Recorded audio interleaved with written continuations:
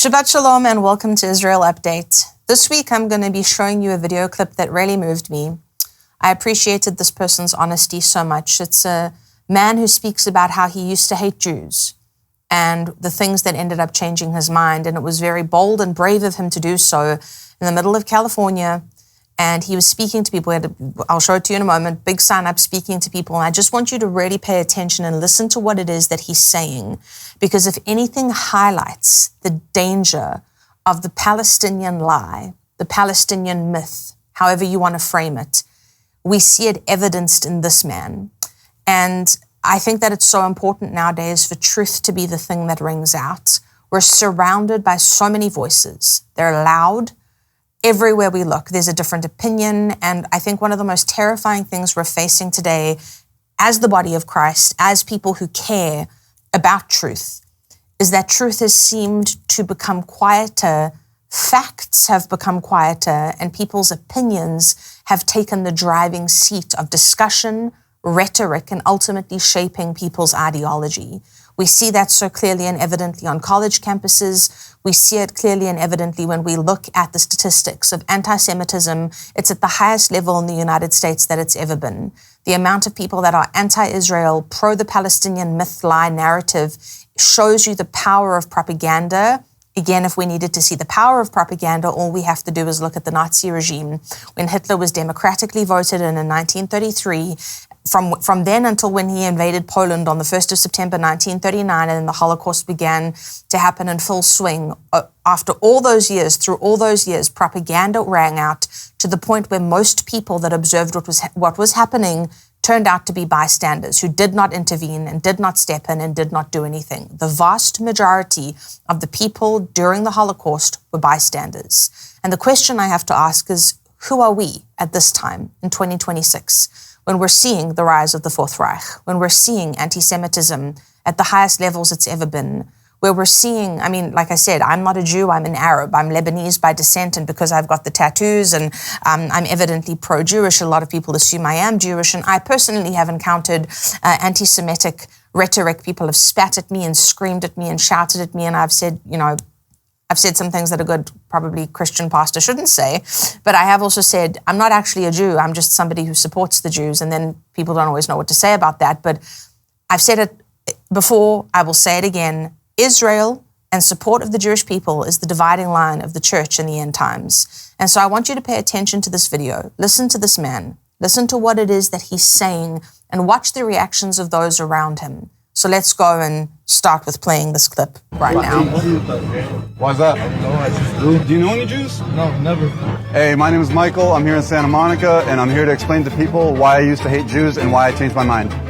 Why? I got wrapped up in the pro-Palestine stuff when I was really young, and it took me on a 20-year journey of extremism. I thought that in order to properly support the Palestinians, I needed to hate Jews. It's crazy because it's almost like they created an entire culture out of hating Jews. I'm Egyptian, and for most people from the Arab and Muslim world, it comes from their families. For me, it actually came from my friends later on in college. I just sort of believed whatever it is they told me. Had consistent exposure to the Palestinian narrative. When you are around extremism for so long, it rubs off on you. You'll become an extremist, and that's exactly what happened to me. I walked into the pro-Palestine stuff thinking that it was just another liberation movement, right? They just want their rights. At the end of the day, and I can say this honestly because I was in that cause for nearly 20 years, it's the most bloodthirsty cause you can think of. Not interested in peace, it's not interested in justice. It's not about them having a state, it's about making sure the Jews don't have a state. They don't care if they burn down the world, as long as it hurts Israel. They don't even care about prosperity for Palestinians. I heard people justify suicide bombing, kidnapping, killing civilians outside of their car. Oh yeah, all the time. Like a Jew would get killed, they'd celebrate. Oh shit. They say Zionists when they're out in public, but in private they say Jews. What is the definition of Zionist to you? Anyone who believes that the Jews have a right to self-determination in their ancestral homeland. What's your kind of opinion on what's going on over there? You go through the record. Who started every war? It's been them. And they always try to come up with some sort of justification. They have a right to resist. I don't know what group resists by murdering, raping, and kidnapping people. They hide amongst the civilians, which is a war crime in itself. They fire from civilian populations. And they want Israel to strike because then it makes for good propaganda later. As someone who's been on both sides, the problem is that facts are meaningless now. Facts are on the side of Israel. What the other side tries to do is they try to use any sort of emotional argument they can to sort of circumvent the facts. The Arab and Muslim world doesn't have introspection. How do you you feel when you see like teenage girls and free Palestine stuff with the kafiyas and everything? Habibi, it's a trend. I know. It's a trend. So now, what made you change? Culmination of several moments. At the end of the day, this isn't how I was raised. My friends, unfortunately, their parents did do that to them. I wasn't a hateful person until I got mixed up with this. It's a dark path. Why do you think you're such a hateful person? That's me. Do you ever think like, hey man, I want to change that? Yes. Yeah?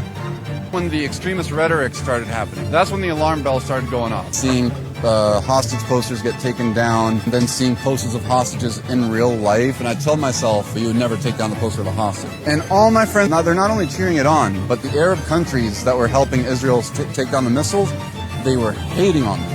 They're cowards, they're traitors. Let someone understands that. You're Jordanian and I'm Egyptian. Both our countries have peace with Israel. Have we ever had a war since?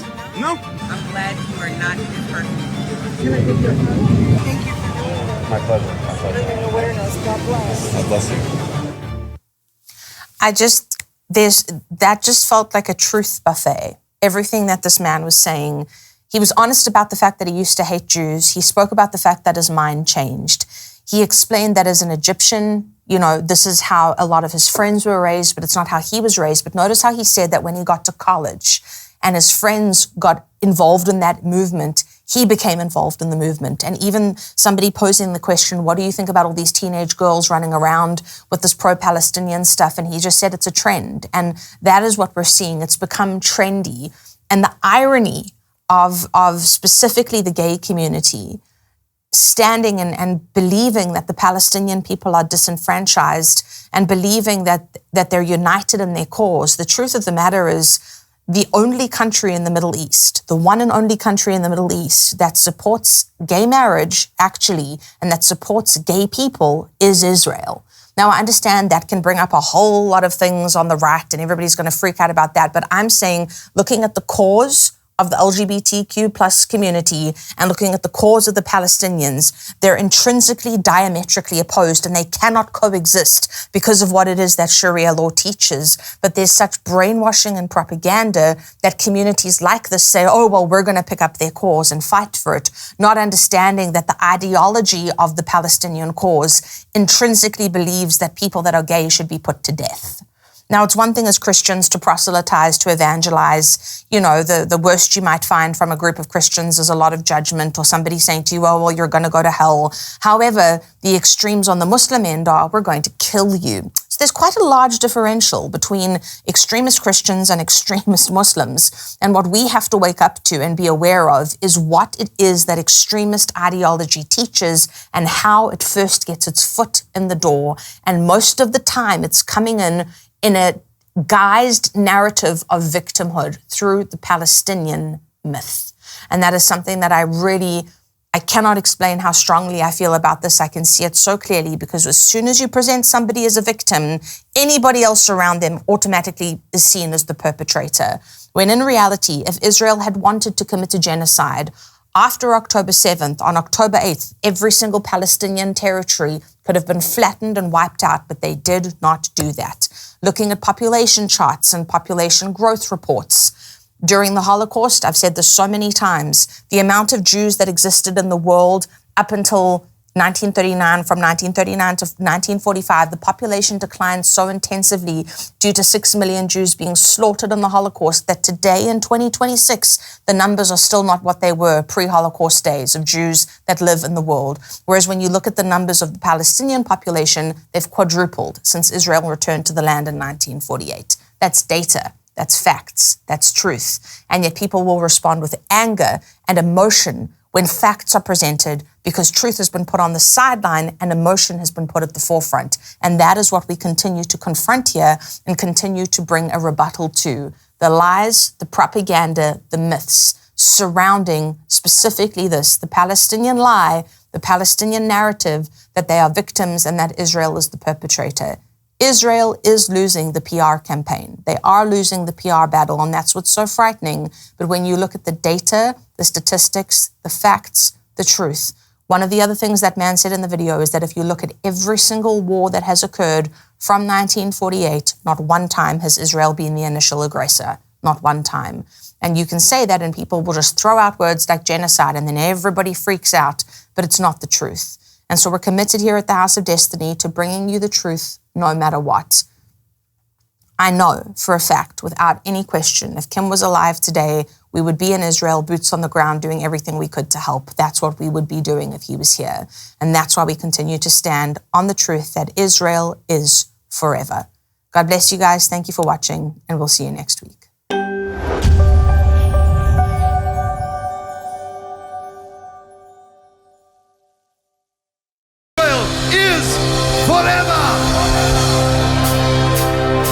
This was one of the final concert gatherings of my dad's life, and what happened in London was unforgettable.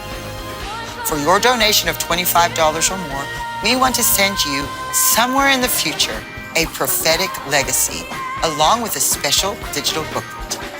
Click the link or scan the QR code on your screen.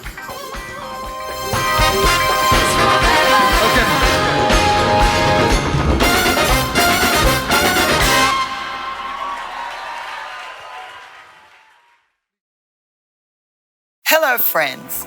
I'm Donna Clement Petrushka, and I am honored to invite you to something truly extraordinary, the Kim Clement Prophecy Vault. Now you can gain unprecedented access to my father's entire digitized video archive. Every prophetic moment, every powerful teaching, every anointed worship session is now available to you in the Prophecy Vault. Plus, I'm excited to share that my dad's special School of the Prophets teachings are included, offering you deep, transformative lessons on hearing God's voice and understanding his revelations. Your partnership is crucial. Not only will you gain access to these incredible resources, but you'll also help us continue the vital work of preserving, digitizing, and adding new Kim Clement material to the archives. I'm inviting you to step into the Kim Clement Prophecy Vault. Let's embark on this journey of revelation together, and I can't wait to see you inside.